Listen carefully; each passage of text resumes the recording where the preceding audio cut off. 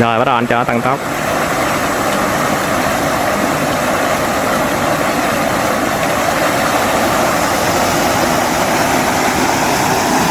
Rồi đó. Lên hết cỡ luôn, hết cỡ luôn, hết cỡ maximum luôn.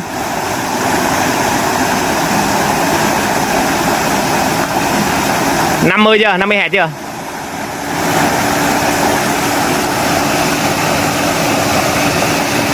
Rồi ok, 50 hạt. Anh cứ cho lên hết cỡ luôn, cho lên hết cỡ luôn, hết cỡ luôn, hết cỡ để mình chỉnh thôi.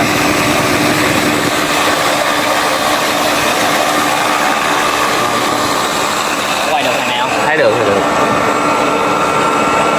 Chỉnh nữa. Tại có cái hiệu chỉnh gì à? Chứ không mà thấy 4 số 8 luôn á.